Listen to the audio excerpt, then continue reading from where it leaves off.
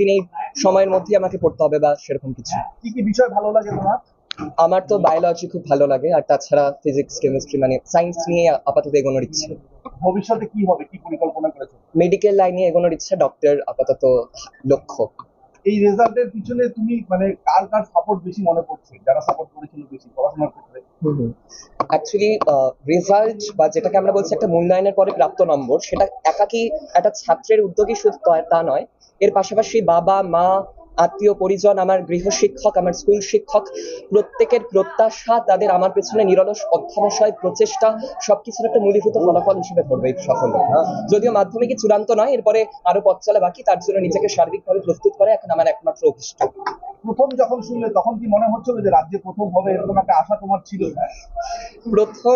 প্রথম বাচে থাকবো ভাবছিলাম, মানে এটা আমার থেকে বেশি যারা আমার প্রতি প্রত্যাশী ছিলেন তারা ভাবছিলেন। যাই হোক, এখন তাদের প্রত্যাশা বিফলে যায়নি, তাতে আমি আনন্দিত। পড়াশোনা ছাড়া আর কি কি করো? পড়াশোনা ছাড়া আবৃত্তি চর্চা আছে, মানে প্রাতিষ্ঠানিক ভাবে শেখা হয়নি। গান একসময় শিখেছিলাম, ড্রয়িং শিখেছি, তাছাড়া গল্প লেখা, কবিতা ইত্যাদি সব আর কি, যেগুলো আর কি বিভিন্ন সুকুমার শিল্পকলা, সেগুলোর সাথে আমি একটু একটু করে জড়িত। যদিও ক্লাস 10-এর পড়ার চাপে সবকিছু খুব সময় ভাবে দেওয়া হয়নি, তবে আবারও পুনরায় সেগুলোকে চালু করার ইচ্ছে আছে। হ্যালো, কেমন লাগছে রেজাল্ট শুনে? খুবই ভালো লাগছে, এরপরে নিজেকে আরো তৈরি করাই একমাত্র উদ্দেশ্য হবে। তোমার বাবা কি করছেন এখন?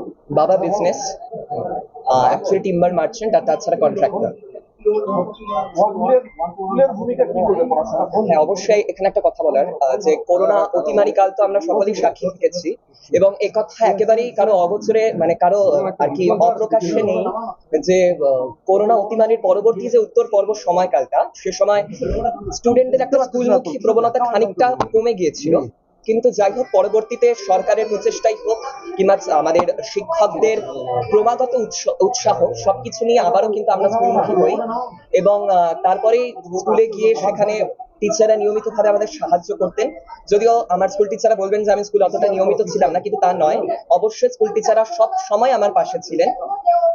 তারা সবসময় আমাকে উপদেশ দিয়ে গেছেন এবং বলে গেছেন যে আগামীতেও অবশ্যই সাহায্য করে যাবেন। সুতরাং এইভাবে আমি ভাগ করি না যে স্কুলদের আলাদা ভূমিকা রয়েছে, আমি মনে করি এটা একটা যৌথ ভূমিকা, যার মধ্যে প্রত্যেকেরই একটা গুরুত্বপূর্ণ অবদান আছে।